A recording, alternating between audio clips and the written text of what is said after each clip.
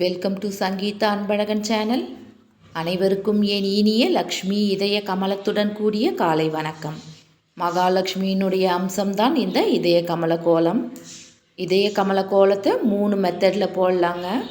ஒன்று 7 புள்ளியில் போடலாம், இன்னொன்று 9 புள்ளியில் போடலாம், மூணாவதாக இப்போ நான் போடுற இந்த மெத்தட்லேயும் போடலாம்.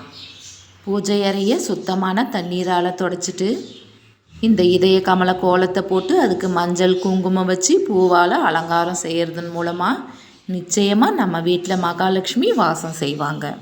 நாம் வீட்டு வாசலில் சாணம் தெளித்து கோலம் போட்டு நடுவில் ஒரு செம்பருத்தி பூவை வைக்கிறதன் மூலமாக நம்ம வீட்டுக்கு செல்வத்தை வரவேற்கிறதா அர்த்தம் ஆகுது.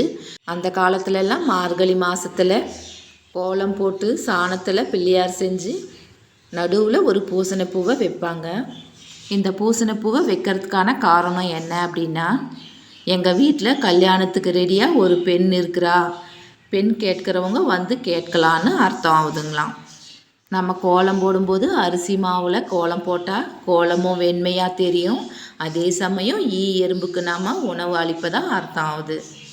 இதோட உங்களுக்கு ஒரு டிப்ஸும் சொல்கிறேங்க. நம்ம கோலம் மாவோட ஒரு 2-3 டீஸ்பூன் அளவுக்கு மைதா மாவை சேர்த்து கோலம் போட்டால் கோலம் நல்லா பளிச்சுன்னு வெண்மையாக தெரியும். எல்லாருக்குமே சாணம் கிடைக்கிறது ரொம்ப கஷ்டம். அதனால் நம்ம என்றைக்குமே வெறும் தண்ணியை மட்டும் தெளிக்கக்கூடாது. தண்ணியோட ஒரு சிட்டிகை மஞ்சள் தூளை சேர்த்து கரைச்சி தெளித்தோன்னா லட்சுமி கடாட்சம் பெருகும், ரொம்ப சிறப்பும் கூட. நம்ம விடியற் காலையில் எழுந்து சாணம் தெளித்து கோலம் போடுறதுனால தூய்மையான காற்று கிடைக்குது. அதோட மட்டும் இல்லைங்க, நம்ம குனிஞ்சு நிமிந்து கோலம் போடுறதுனால நம்ம உடம்புக்கு நல்ல ஒரு எக்ஸசைஸும் கூட. தினமுமே நான் 5 மணிக்கெல்லாம் எழுந்துடுவேன். எங்கள் வீட்லேயே மாடு இருக்கிறதுனால நான் தினமுமே சாணம் தெளித்து கோலம் போடுவேன். அதே சமயம் கோலம் போடும்போது நல்ல பெரிய பெரிய கோலமாக தாங்க போடுவேன்.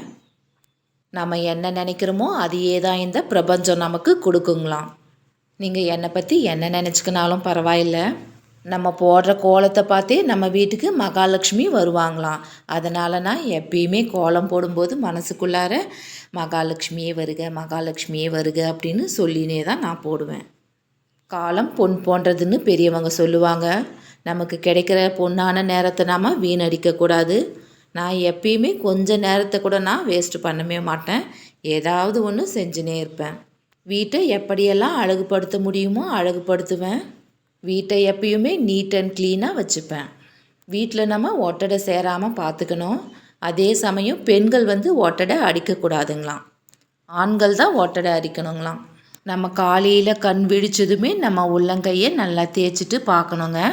எதுக்காக அப்படின்னா, நம்ம உள்ளங்கையில் முப்பெருந்தேவிங்களும் வாசம் செய்கிறாங்க. நம்ம உள்ளங்கையை பார்க்கறதன் மூலமாக இந்த நாள் முழுவதும் நல்லதாக இருக்கும் அப்படின்னு அர்த்தம் ஆகுது. நான் சொன்ன இந்த தகவல்கள் எல்லாம் உங்களுக்கு பிடிச்சிருக்கோன்னு நினைக்கிறேன். இதே கமல கோலம் பார்க்குறதுக்கு தான் கஷ்டம் மாதிரி தெரியும், ஆனால் ரொம்ப ஈஸி.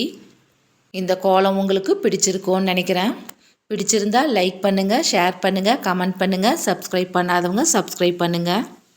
எனக்கு தெரிஞ்ச நிறைய விஷயங்களை நான் உங்களோட ஷேர் பண்ணுறேன். மறக்காமல் நம்ம சேனலை சப்ஸ்கிரைப் பண்ணுங்கள். மீண்டும் நல்ல ஒரு தகவலுடன் உங்களை சந்திக்கிறேன். நன்றி, வணக்கம்.